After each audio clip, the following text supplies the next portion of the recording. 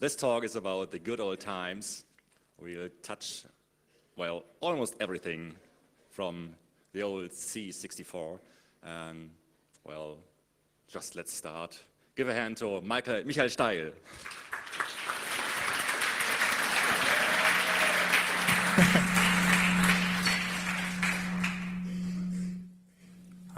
Hi. Okay, hi. So, hello, I'm going to talk about the Commodore 64. You may or may not be here because of the whole retro wave. Retro is cool, everyone does emulation, runs C64 on their X serves, has a C64 in their office next to the Mac Pro. There are people who even have license plates with Commodore 64 references. But there's a very important point I want to make here, which is you can do good chip design and bad chip design. And the C64 was a very good chip design. If you compare it to competitors from the same time, like IBM's CGA card, it could address the same amount of memory, but could do graphics like this, and the Commodore could do graphics like that, or with tricks even like that. And the other thing is, you can be dumb or you can be creative about coding, and if you have to do cyclic exact coding, there's so much you can do, and the question is this an art that has been lost? So I'm going to talk a bit about that kind of programming a machine. These are the topics that I'm going to address. I have 64 minutes and I have 256 slides. Commodore was founded in 1954 by Jack Tramiel. That's what he looks like today. They made calculators and later bought the company MOS Technology, which is a chip manufacturer. Engineering was headed by Chuck Peddle. This is what he looks today.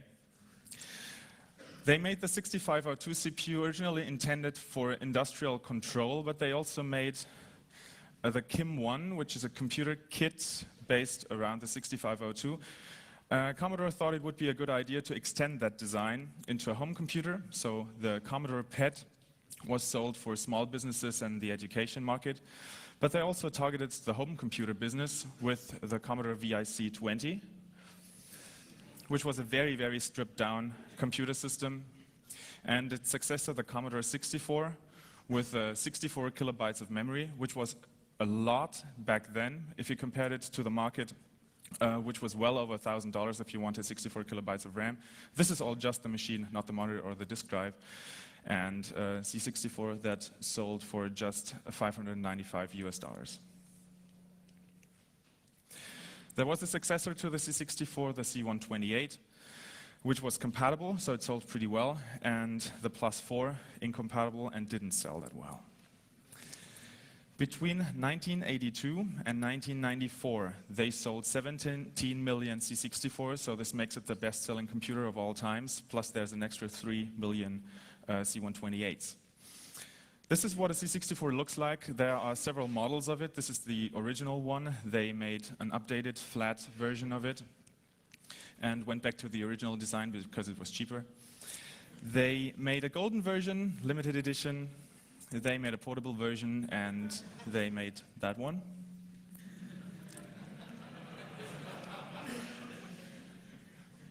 So this is what it looks like if you start a C64. It boots right into BASIC, just from ROM. You can either type in your BASIC program if you want, or you can load something from disk or tape. To give you an impression on the graphics capabilities, this is a very, very early demo by Commodore themselves, the 1982 Christmas demo. Later demos looked more like this, and even later, more modern demos had pretty good graphics, did some 3D effects, or did some other very impressive stuff. Very early games, like Lode Runner, looked like this.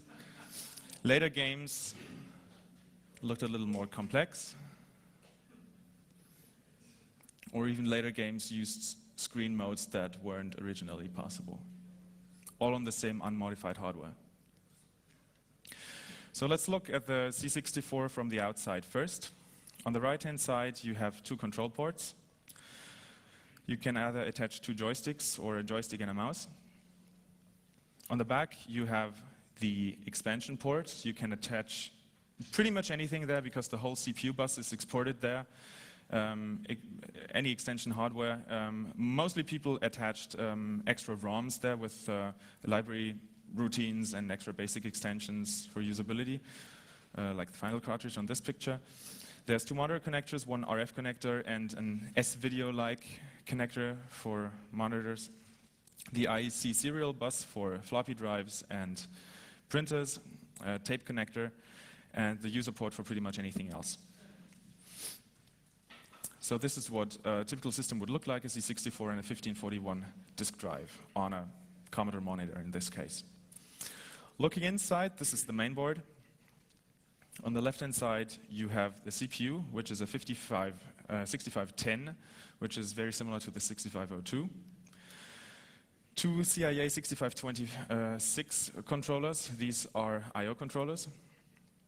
And on the right, you have the SID 6581 sound chip and the VIC video chip. So let's go through all these components and let me explain them to you a little bit.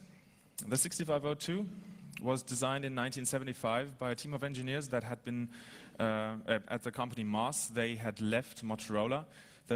Engineering was headed by Chuck Peddle, and they are holding the die shot there. The schematic diagram of it, you will understand it in 5 minutes. This should give you an impression of what the assembly language looks like. Assembly instructions are 1 up to 3 bytes, so it's a 1-byte opcode and 0 to 2 bytes operand. It's an 8-bit CPU, it has 3 registers, the accumulator, which can do arithmetic and logic, 2 index registers, X and Y. They can be used for indexing, can't do arithmetic, but they can be incremented and decremented. There's a processor status with negative overflow 0 and carry and a few other bits, 16-bit program counter, and an 8-bit stack pointer or an 8-bit stack pointer register and an effective 16-bit stack pointer. The upper 8-bit are always confined to 1. So this has some implications on the memory layout of a 6502-based system. The page 0 in RAM is special. I'll talk about this one later. Page 1 is the stack, so the stack is always confined to those 256 bytes. The stack starts at 01FF and grows down. This is an overview of the opcodes that it supports. Out of a possible 256 opcodes, about 150 are available. Let me give you an impression on the instruction set. There are load instructions, store instructions of those registers. You can rotate and shift only the accumulator. You can increment and decrement memory and the X and Y registers. There's addition and subtraction instructions. They always add or subtract the carry as well, so you have to explicitly set or clear the carry. There's Boolean logic, there's compare, and there's the bit instruction. So all these load from memory or from registers, all these are the store instructions. There are some that do direct memory, read, modify, write. These are the arithmetic ones, these are the logic ones, and the column on the left are just like those on the right, but they only change the bits instead of writing back the result. For all those instructions, there are several addressing modes. So depending on which instruction, there are either more or less addressing modes available. The first one I want to talk about is the immediate addressing mode. It's available for pretty much every, or it is, yeah, or for all the load instructions. You have the hash sign there that signals that it's an immediate load. And what it does is it just puts the value of 17 into the accumulator in this example. Absolute addressing is a memory read, so I have a 2-byte operand, 16-bit operand, so it's encoded with these 3 bytes, as you can see there. And what happens there, I read from 314, it looks into memory, looks at the address 314, reads it into the accumulator. Zero-page addressing is a nice extra feature of the 6502, and a nice optimization. Anytime I want to read from memory, from the 0 page of memory, from the first 256 bytes, it can be encoded in just 2 bytes instead of 3, and it's also a little bit faster. If I load from 2, then it'll look at that address and read that into the accumulator.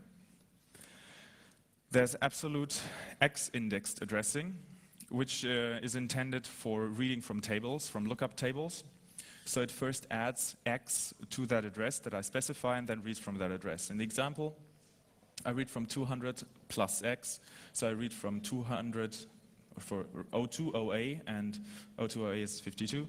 I read that into the accumulator. Absolute plus Y, absolute Y indexed is the same thing with the Y register. I have, in this example, I would have an array of up to 256 bytes at that address. Zero page comma X is the same optimization with a zero page again. Note that whenever I do any zero page addressing or any index zero page addressing, it will always stay inside the zero page. So even in this example, if X is above 16 or above 15, it will wrap around to 0. The same is available with zero page comma Y. And you see in this example that this is a quite rare addressing mode. It's only available for 2 of the instructions. Zero page comma X indirect treats zero page as an array of pointers. So it first adds X to the address that I specify and then treats that as a pointer and reads from that address. So in the example, I look at the address 80 and 80 plus the contents of X, so it's 8C and 8D, so it reads that, which is C43F, little endian, which is the correct endianness anyway. And then looks at that address and reads that. Zero page indirect Y indexed looks the same, but it's different because it's first indirect and then indexed. So in this case, we only have one pointer at that address and then add Y to it afterwards. So we look at the address 14, and at 1415 we have D800. We add Y, we get D828, and then we can read from the address D828. Because we don't have a single 16-bit register, anytime we have to deal with pointers, we have to store that pointer in zero page and then use this addressing mode. If we don't want to do any indexing, we can always set Y to 0. And then there's register addressing, for example, the shift instructions for the accumulator and the decrement and increment instructions for registers directly work on those registers and don't need any extra parameters. There are register transfer functions between A, X, and Y, and you can also copy the stack pointer between X and the stack pointer. Speaking about the stack pointer, the stack grows down from 01FF. So if I push something, I load something, I push it on the stack, what happens is it stores it at the address of the stack pointer and then decrements the stack pointer. I store another one, so it stores it at the address and decrements the stack pointer. When I pull something from the stack, so I can push and pull the accumulator and the processor status, then it will first increment the stack pointer and then read from that address. Let's do it again, read it, increment it, then read it. The control flow instructions that are supported are jumps, indirect jumps. There's a jump to subroutine, which is a call. So if you know Motorola, you might be familiar with those memos. And there's RTS, which is the return instruction. What's interesting here is that the address that gets put on the stack is the current program counter +2, although a jump is 3 instructions. So when it gets read back from the stack, another one has to be added to get the effective address. This is a very interesting internal optimization of the chip. At the top of RAM, there are 3 vectors for interrupts, non-maskable interrupts, as well as the reset vector. The way interrupts work, we can see at the break instruction. Break is the same as an interrupt, but in software. It first pushes the program counter +2, just like in JSR. Then it pushes the processor status and then jumps to over the interrupt vector. You can distinguish between a software interrupt and a hardware interrupt in that you look at the status that got pushed on the stack. There's an extra bit, the break bit, which tells you whether it was software or hardware. And a return from interrupt will just pop the processor status and then pop the return address. So because there's no way to push and pull X and Y directly, this is what an interrupt handler would look like. If you want to save all the registers, you push your accumulator, you transfer X and push your X, you push your Y, you have to clear a decimal flag. Not everyone does it. I'll speak about the decimal flag later. And if you return from an interrupt, you pull Y, you pull X, you pull your accumulator, and you return from the interrupt. You can branch depending on 4 of those flags, on all those arithmetic flags, negative, overflow, 0, and carry, with branch plus, branch minus, and so on.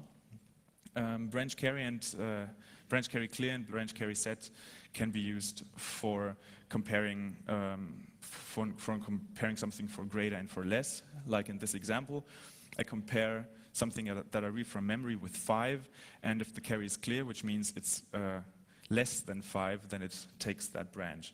You can see that branches are encoded with a 1-byte relative address.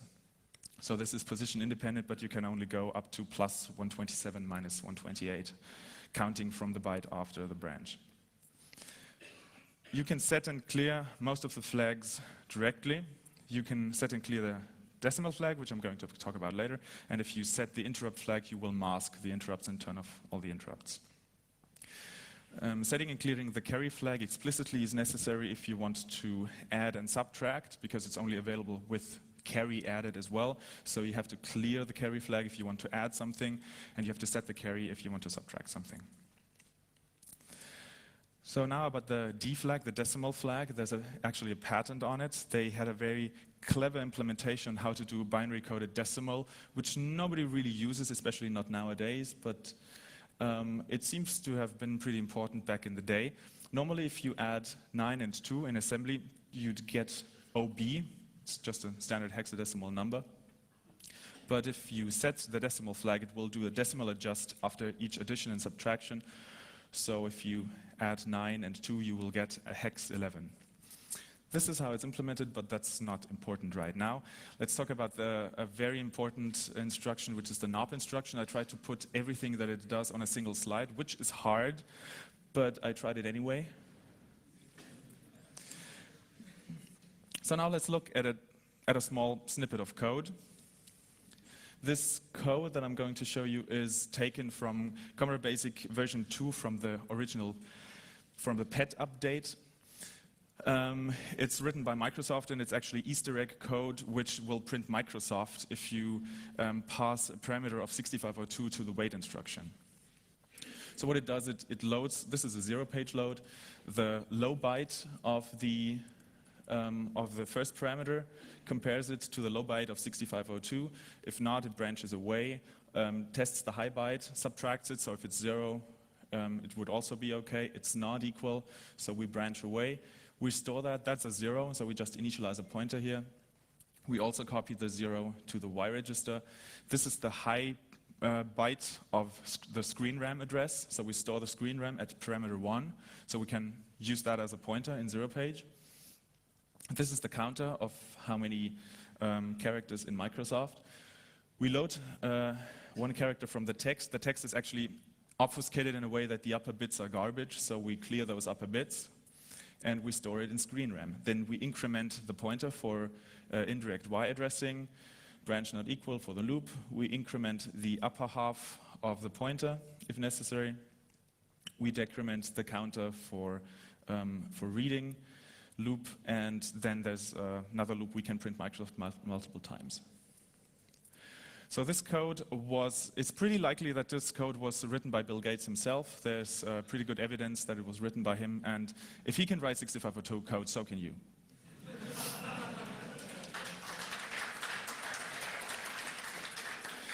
Now, what's pretty important on the 6502 is cycle counting. If you want to apply it if you want to use the 6502 in any device, you will have to do cycle counting somewhere in any case.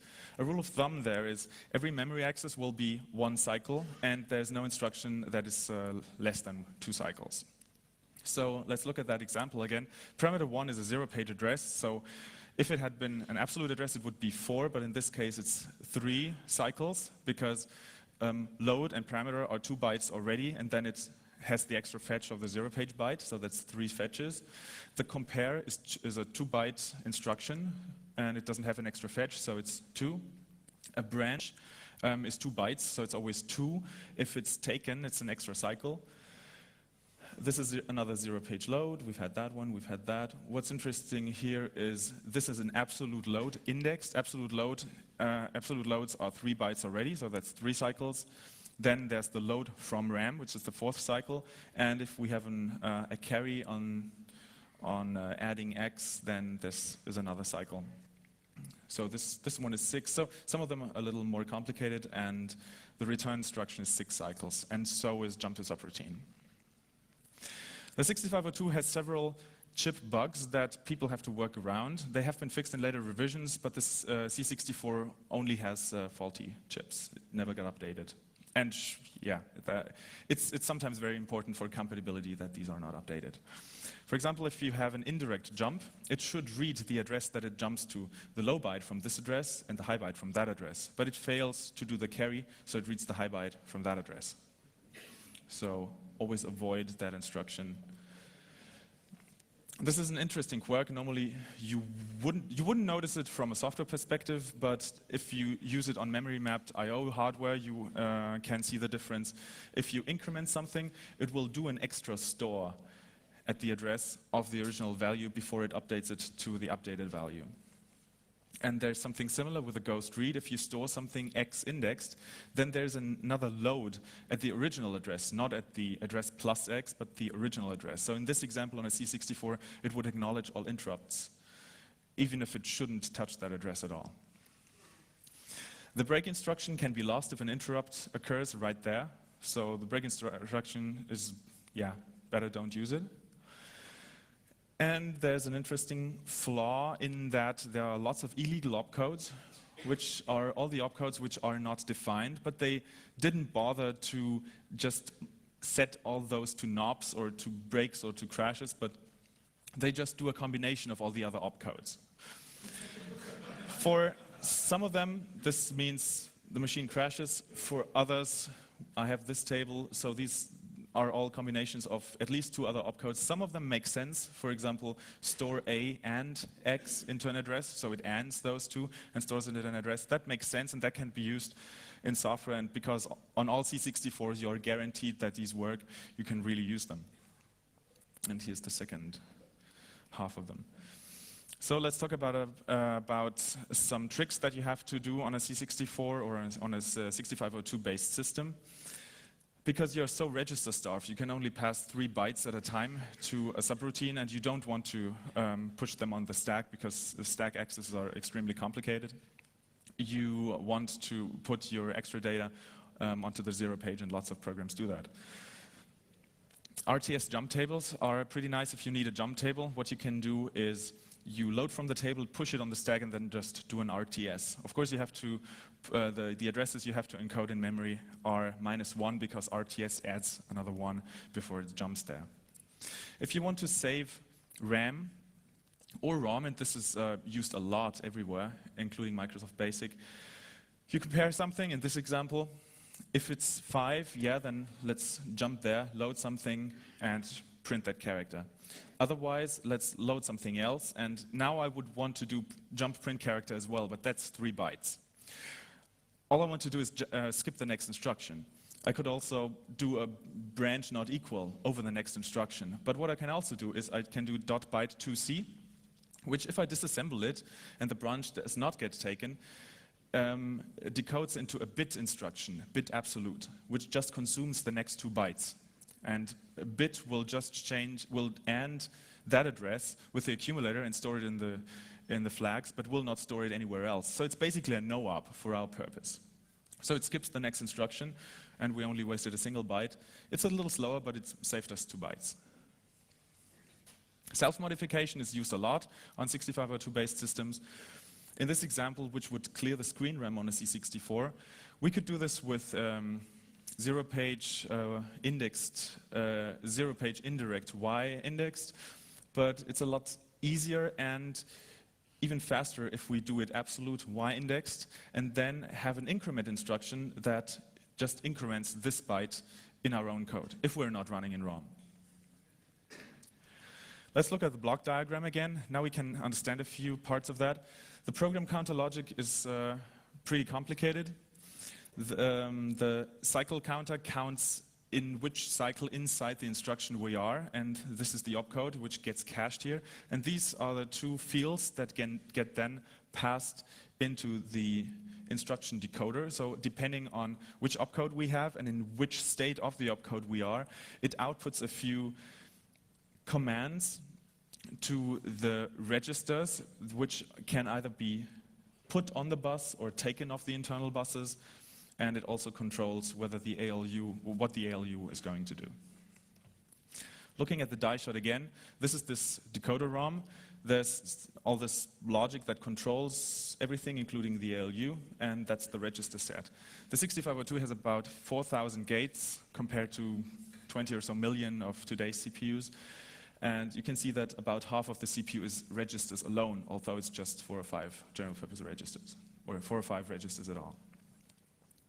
The 6502 next to the Z80 has been a very important CPU. It has been used in many, many systems. For example, the Apple I, which is a rare collector's item today, the Apple II series, the BBC Micro. It's been in all the Atari 8-bit computers and gaming consoles and handhelds. It has been in the Nintendo 8-bit and 16-bit gaming consoles, and it has been in that guy, of course. The C64 uses a 6510, which is exactly a 6502 with just 6 more I/O pins for memory switching and a few other things, and it runs at almost 1 megahertz.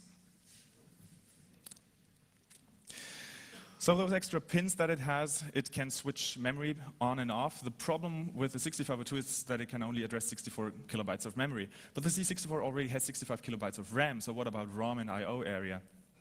So this is the normal memory layout that you would see, but you can turn on and off all those ROMs. So underneath BASIC, there's another RAM bank.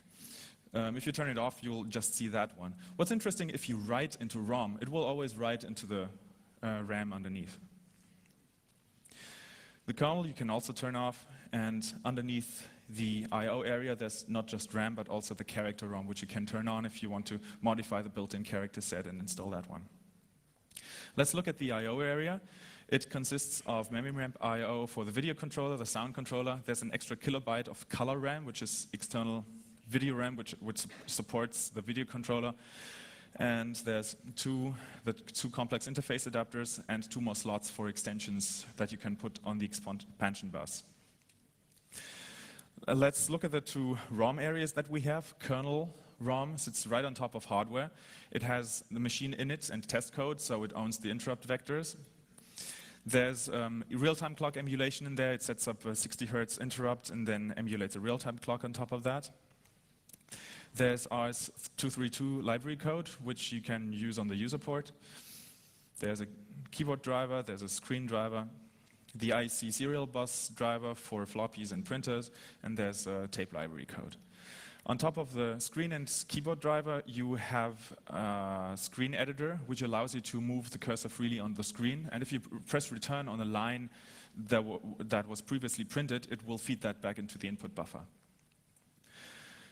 On top of tape and IEC, you have file I/O semantics, and on top of all those devices, you can see the device numbers there, you have a character I/O library. All this is exported through a library call interface in the shape of lots of a jump table at the very top of ROM. So one of these would be character out at FFD2, and now you understand the license plate. In an example how to program kernel, this is the Unix cat command. I just read a file to standard out. So I open a file at device 8. This is the file name. I say open. I set my standard in to that channel. Then I get a character, write it to standard out, which is still the screen. I read the status. Are we at the end of the file? Yes, we are. Then we close the file and we reset the standard in device. But who would want to write assembly code if you can write basic code?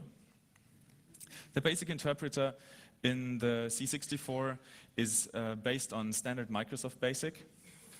Microsoft wrote a basic interpreter for the Intel 8080 in 1975, and they ported it to other 8-bit systems, like the 6502. It was licensed to many, many vendors, including Apple and Commodore.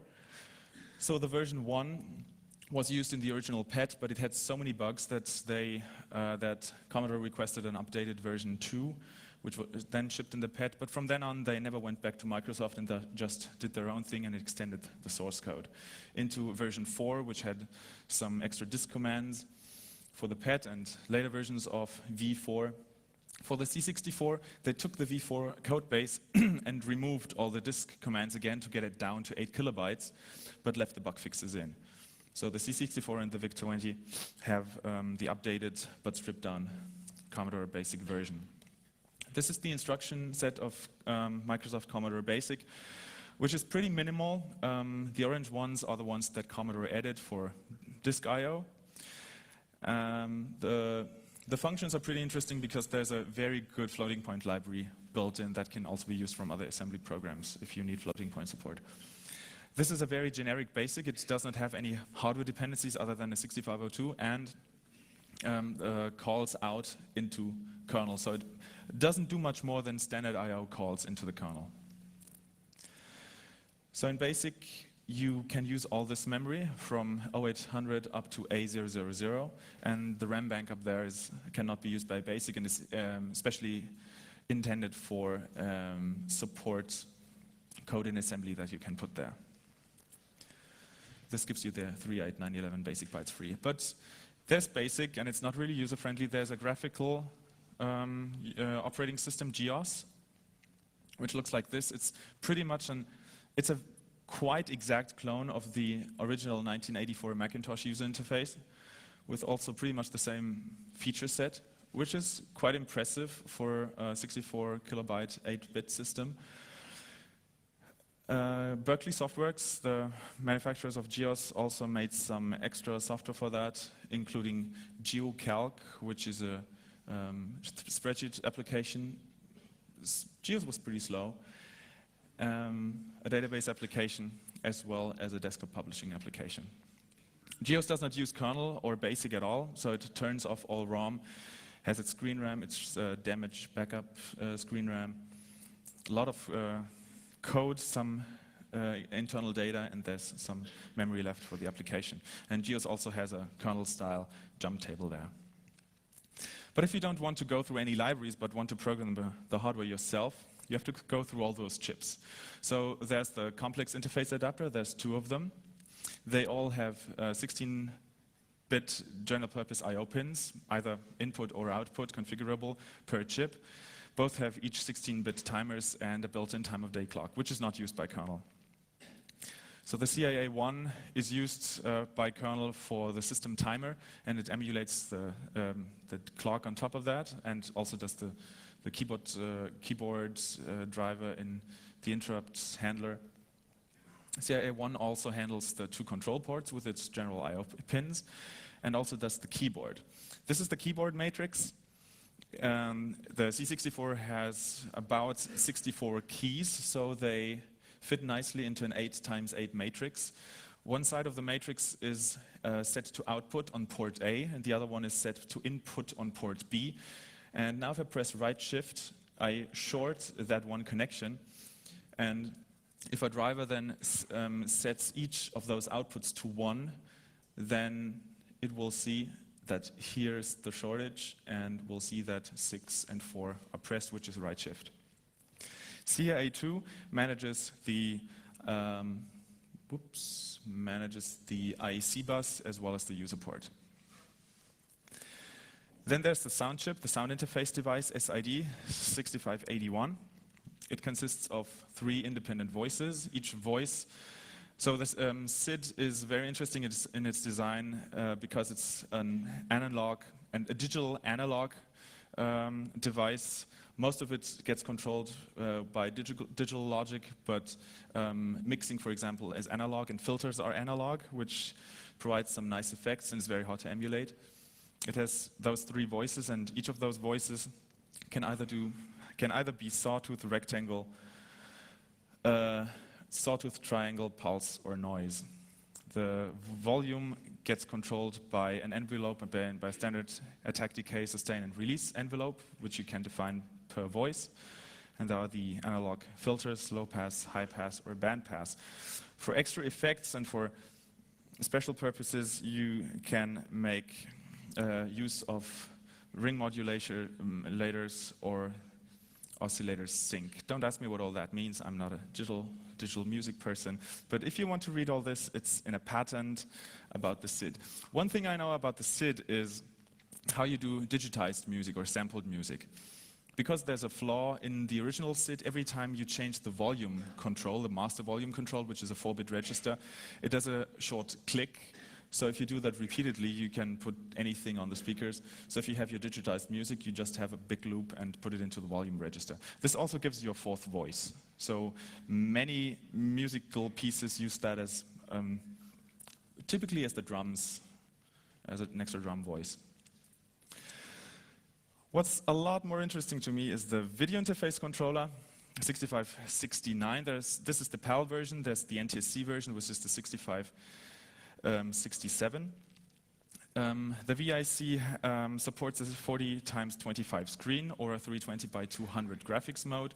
It can address 16 kilobytes of RAM and has 16 built-in colors. This is the built-in C64 character set. There's 2 character sets. This is the uppercase character set, which is default, and there's a lowercase character set, which you can easily switch. The VIC has supports 256 different characters. Every character on the screen can have one of those 16 colors, and the character is 8 × 8 pixels. So these are encoded with a bitmap, ones and zeros, and each line is a byte encoded in character ROM. So if the VIC wants to find out what color a pixel on the screen is, it first looks at screen RAM. This is an index to a byte in the character set. And then if it's a 1, it takes it from color RAM, and if it's a 0, it takes it from the screen background, which is global for the complete screen. There's enhanced background mode. In this case, you only have a third of your character set, but you can have 4 different background colors, and also combine it with different font colors. In this mode, only the bits 0 to 5 of screen RAM are the index. Color RAM, same thing.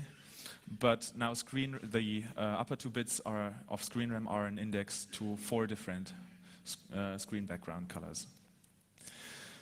You can turn on multicolor mode. It doesn't make much sense for text mode, but all those jump and run type games that are based on tile-based graphics use characters as their tiles, and they can have 4 different colors per tile.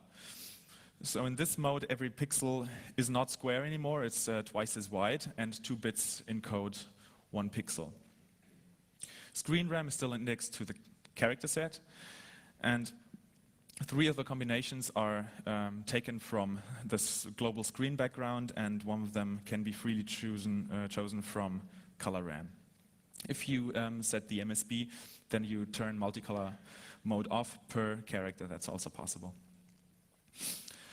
Then there is graphics mode or bitmap mode. This is a very early example by Commodore themselves, but you cannot only do the 320 by 200 in 2 colors, you can have multiple colors, but there are some restrictions. So if you look very closely at those graphics, you can see it's square pixels, yes, but if you look closely at that one, you might notice that if you put that grid over it, that every 8 × 8 square can only have 2 different colors. So this is encoded like this. You have 1s and 0s for those bits as well, so it's encoded just like character RAM. And if you have 0s, it takes it from screen RAM, so screen RAM is now unused because it all takes it from 8 kilobyte bitmap in memory.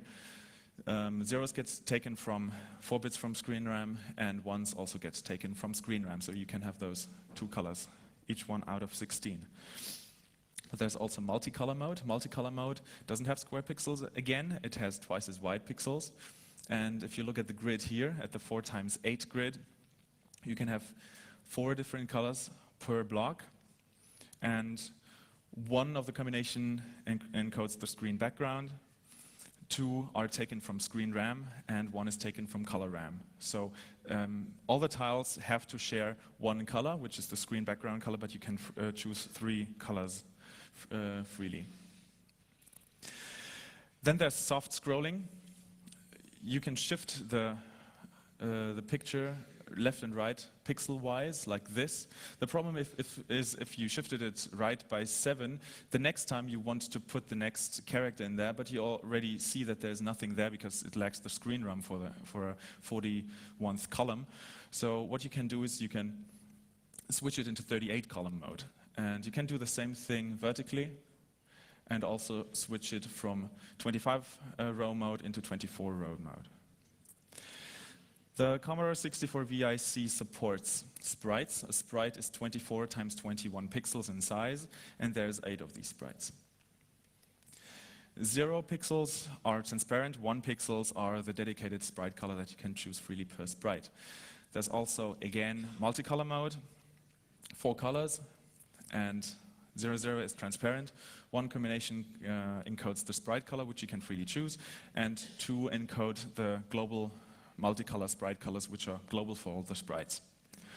You can expand sprites horizontally, vertically, and both, which doesn't seem like it makes much sense because the resolution is so bad, but if you use it wisely, you can do pictures like this. So these sprites are, well, most of these are normal, but the bird up there actually consists of 2 Y-expanded sprites, and it doesn't look all that bad. Sprite priority. Sprites with lower numbers are on top of sprites with higher numbers, and you can choose sprite priority over background or background over sprites on a per sprite basis. If you write a game and you want to detect sprite collision, the VIC can do that for you. So every time 2 pixels that it draws overlap, it knows about that and will raise a flag in a register and can also cause an interrupt if you want that. Let's look at how memory is laid out. VIC can address 16 kilobytes of RAM. So in these 16 kilobytes, you can have 16 different locations for the screen RAM. It has to be aligned to 1 kilobyte. A character set is 2 kilobytes in size. You can have it at 8 different locations. The bitmap is 8 kilobytes, so you can have 2 different locations for the bitmap there. And the sprite is 64 bytes. So there's up to 256 different sprites that you can specify, but only 8 at a time. So the VIC addresses 16 kilobits at a time, and it doesn't have its own dedicated RAM. It uses the C64's main RAM. So there's 4 different banks, and you can switch between those banks and put your video RAM wherever you want. But you have to be careful because in 2 banks, which is bank 0 and bank 2, there's an area where you cannot address RAM, but every time the VIC addresses something there, it will see character ROM instead. So you cannot put your own data there, but if you want to use the built-in character ROM, you can use it on those banks. So let's go more into the internals of the VIC. So I told you that it has a resolution of 320 by 200, but this is only the visible part, but the invisible parts are just as important, especially if you want to do some tricks. So let's take away the monitor and look at the overscan area. This is the area that the VIC really draws, but there's even more. There's the HSync and VSync areas, which don't draw any pixels, but they're there in the timing anyway. I'll show that on the next slide. But the timing works like this. If the raster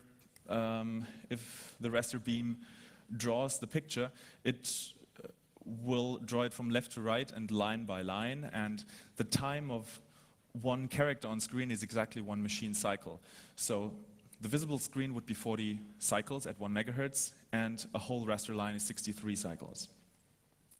So this is how the raster beam would paint the picture. It goes from line to line, from left to right, and also in the HSync area, and then also in the VSync area. And the raster register, which is located at D012, is then updated.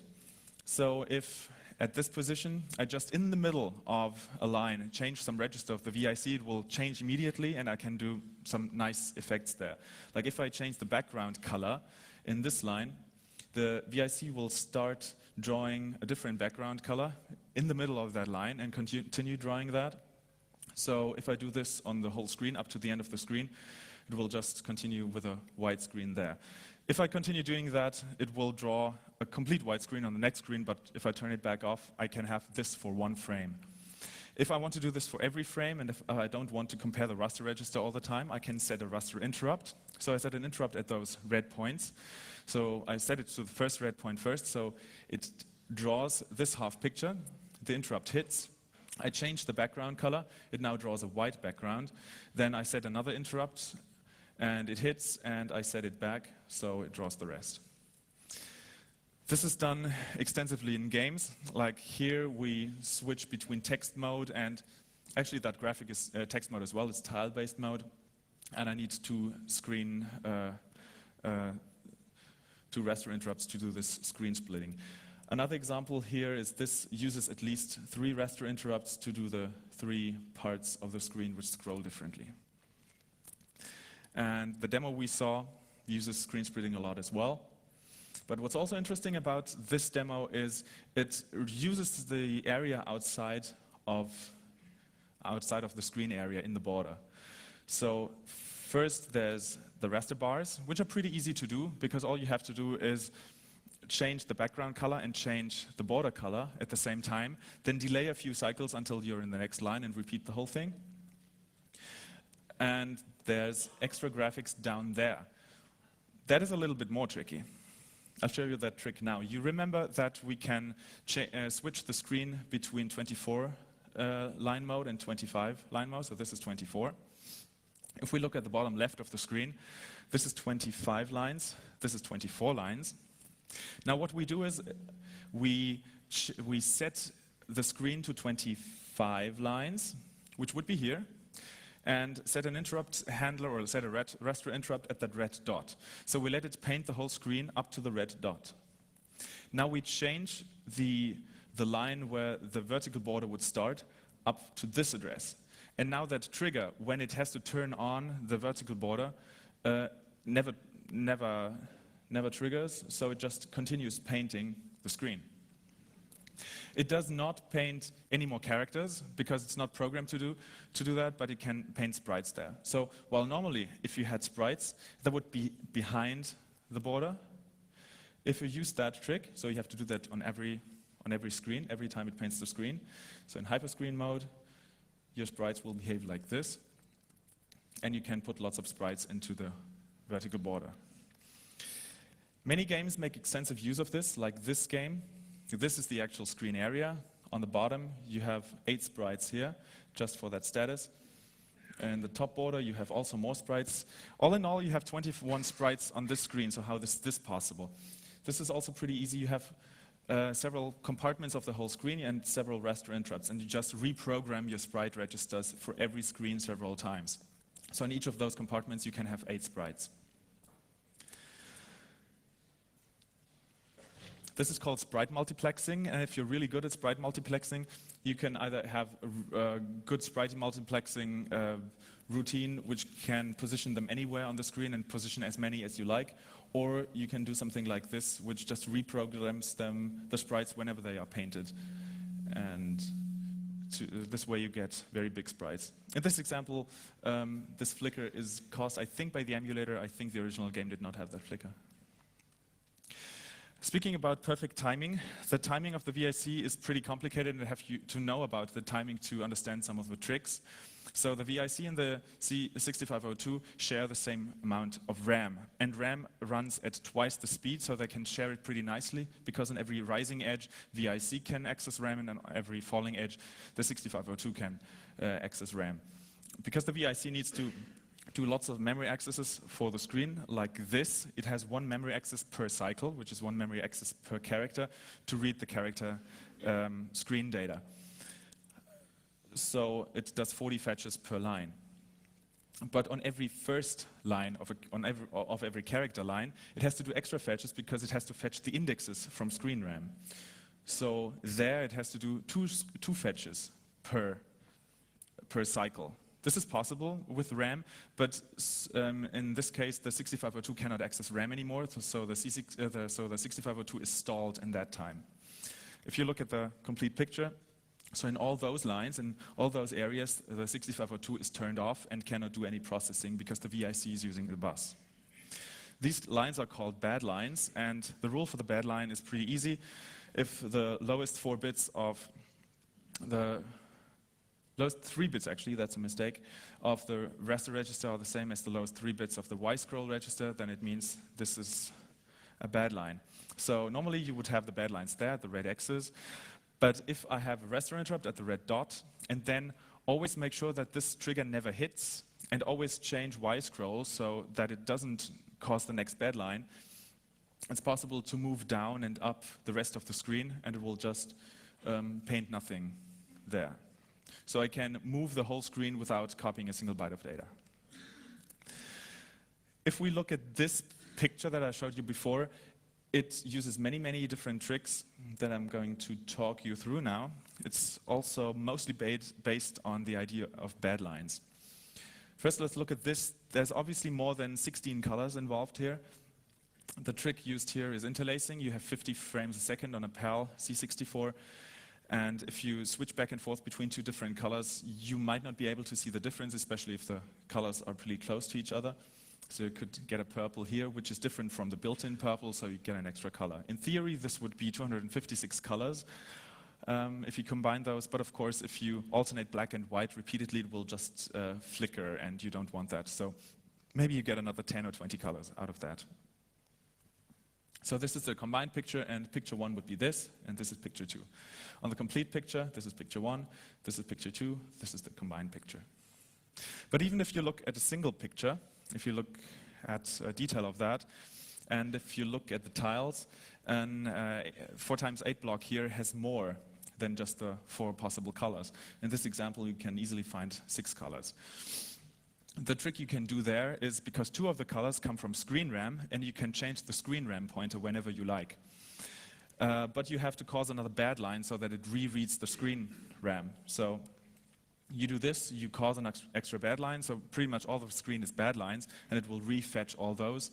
And what you have in effect is not those 4 colors, but in every 4 times 2, you can choose 4 colors freely, with some restrictions though. This is called FLI, Flexible Line Interpretation. But there's more tricks used in this picture. There's a lot of border area used. So if we look at the complete picture, the bottom border, we know that already, that's hyperscreen. There's lots of X expanded sprites there. You can see that the resolution down there is not as good, but it's hardly noticeable. And there's also sprites on the left and on the right. This is done with the same trick with the horizontal screen size, but you have to be cycle exact this time, because it's only one single character that the screen gets shifted left and right.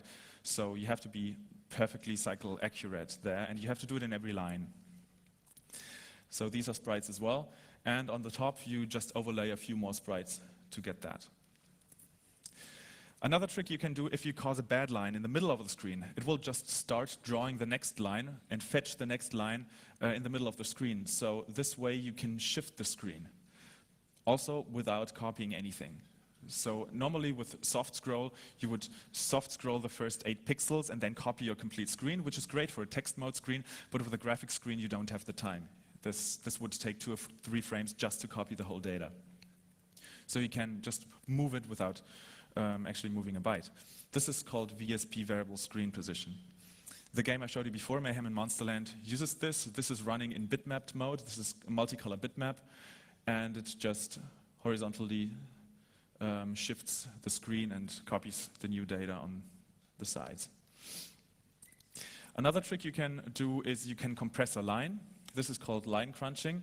If you just cause a bad line to make the next character line draw already without finishing the current line. If you do this 25 times in a row, you can compress the whole screen into 25 lines. So this gives you the opportunity to move anything up and down as much as you want. If you the problem is that you have lots of garbage on the screen. But if you turn on multicolor and extended background color, the VIC will interestingly always output black pixel on top of everything.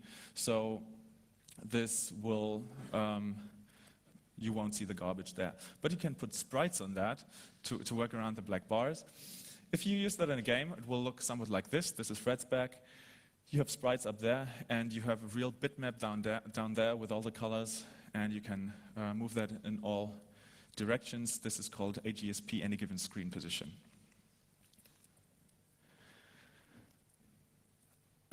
Normally, if you want to do something cycle exact, like in this example, I wanted to change the screen color and then change it back, it flickers a little. It flickers because if an interrupt occurs, it always has to complete the current instruction, which can be an arbitrary number, or which can be a different number of cycles. So there's a trick that I can smoothen this, which is I have a restore interrupt, and then I set a restore interrupt to the next line, and set a different interrupt handler to that line. I acknowledge my current interrupt, clear the interrupts to make interrupts possible again, and then I do a few knobs, and then the interrupt will hit. And because it was a knob that the interrupt hit, so I know a knob is 2 cycles. It was either in the first cycle or the second cycle of the knob, so I'm pretty close already, so it's 0 or 1 difference. But then in my next handler, I do lots of knobs to go to the end of the current raster line. Then I load the raster register, compare it to the line afterwards, and if it's the same, I go to the next instruction. The trick there is that the branch, if it's taken, takes 3 cycles. If it's not taken, it takes 2 cycles, and I just do the load so that it will just do the trick for me and smoothen the last cycle, and so I'm always cycle exact, like in this example. So we've looked at all the chips now. There's the CPU, there's the CIAs, the SID, we've looked at the VIC, we've looked at RAM, ROM, and the PLA. The PLA is the one that does some memory management logic. Normally you would have this layout. You can turn off ROM, kernel ROM, basic ROM. You can also turn off basic and kernel ROM. There's a possibility to turn off everything. And if you have external ROM in your cartridge port, you can map that into your address space. You can map the other part so that it replaces basic, and you can map both in. There's another interesting mode, which is the Ultimax mode. The Ultimax mode was a gaming console based on the C64 hardware, which was only sold in Japan, and is very rare now because it didn't sell well. It only had 4 kilobytes, or it had less than 4 kilobytes of RAM, and if you're in this mode, so it supports Ultimax cartridges, and if you put those in, that it will go into this memory layout. The tape connector is pretty straightforward. It only has a sense motor and read and write pin.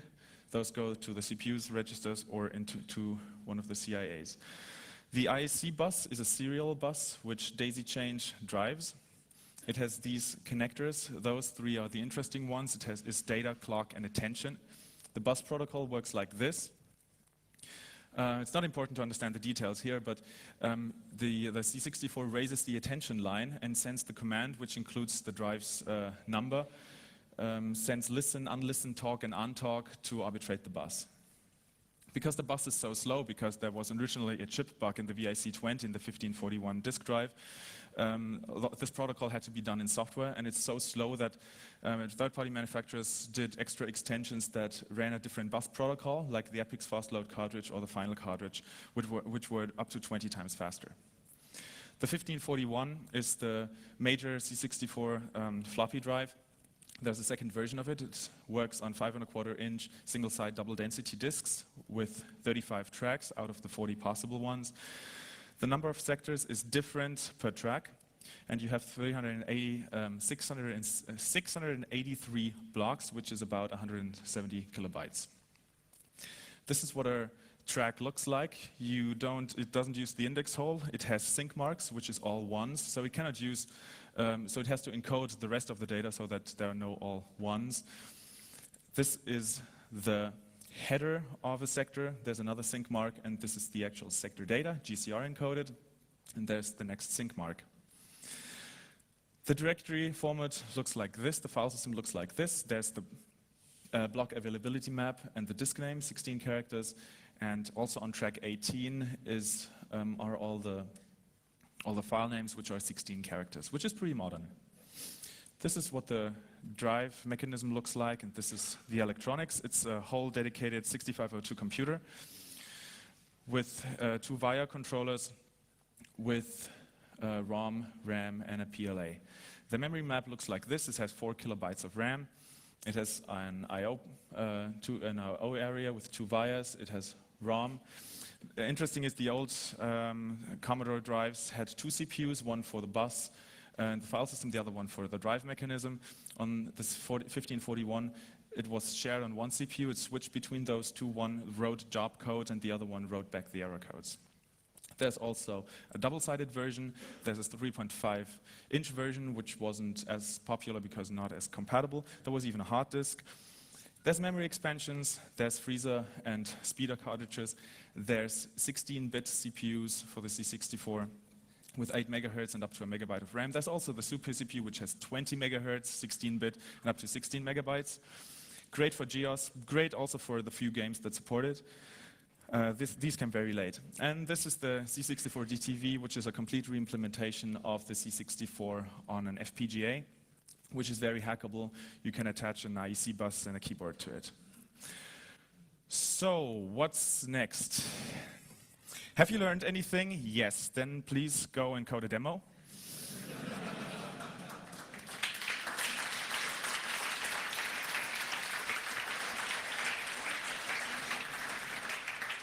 And if not, but if you know about any other systems, please do a presentation on any of these other systems. I would be so interested in the internals of the Amiga or the Apple II or all those systems.